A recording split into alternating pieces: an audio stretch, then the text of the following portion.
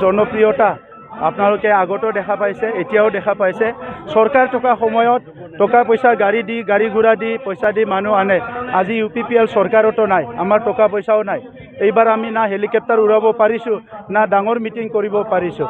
কিন্তু আজি তামোলপুৰত এই বিশাল জনসভা আমি মাত্ৰ ডেট ঘোষণা কৰিছোঁ।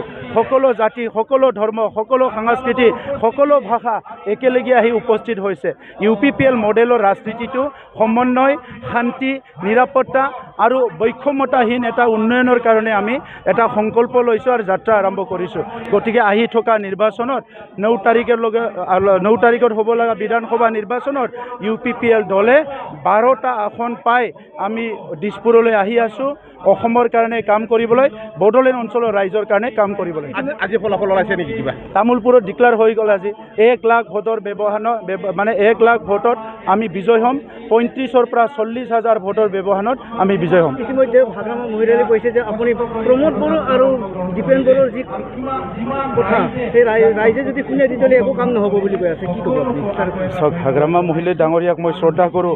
আমাৰ জ্যেষ্ঠ হয়, সংগ্ৰামী নেতা হয়, বড়োলেণ্ডৰ চিফ হয়। কিন্তু তেখেতেতো বহুত ডাঙৰ মিছা কথা কয়। ইলেকশ্যনৰ আগত কৈছিলে তেখেতৰ ধৰম পত্নীয়ে ইলেকশ্যন নেখেলে, এতিয়াতো খেলিলে। আৰু তেনেকুৱা 100টা আছে। আগৰ নিৰ্বাচন পৰিষদীয় নিৰ্বাচনত ক'লে BJP হাতাও, এতিয়া BJPৰ লগত লগ হ'ল। তো কোনটো কথা তেখেতৰ সঁচা হয়? দীপেন বড়ো, প্ৰমোদ বড়ো, ৰংগৰা নাৰ্জাৰী, UG ব্ৰহ্ম, গোবিন্দ বসুমতাৰী সদায় ৰাইজৰ লগত আছে, ৰাইজৰ লগত থাকিব।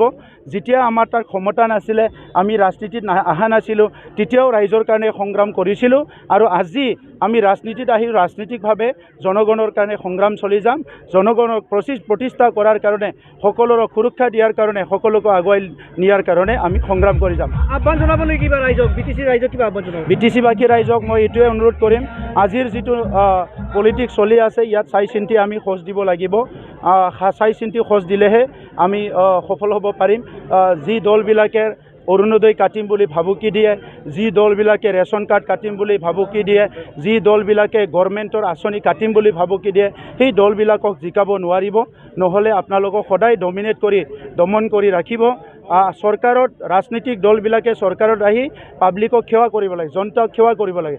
সকলে ভয়তে জনতাক দম দিয়া, জনতাক ভয় খোৱা আৰম্ভ কৰে। UPPL দল কোনোদিন ৰাইজক আমি টান কথা কৈ ৰাজনীতি কৰিবলৈ অহা নাই। ৰাইজক হাত জোৰি আমি ৰাজনীতি কৰিবলৈ আহিছোঁ, ৰাইজক সেৱা কৰিবলৈ আহিছোঁ। এইটোৱে UPPLক ৰাইজে ভাল পায়, কাৰণ UPPLে যোৱা 5টা বছৰত 70টা বছৰৰ ইতিহাসৰ বিভিন্ন দল সংগঠনে শাসন কৰা ইয়াৰ সকলো ৰেকৰ্ড ব্ৰেক কৰি, শান্তি প্ৰতিষ্ঠা কৰি, সমন্বয় কৰি সুন্দৰ এটা ৰাজনীতি, এটা নিদৰ্শন দেখাইছে। সেইকাৰণে বড়োলেণ্ডবাসীয়ে 24 আৱাৰ UPPLক মনত কৰি থাকে আৰু এইবাৰ সুযোগ পাইছে ভোট দিবলৈ।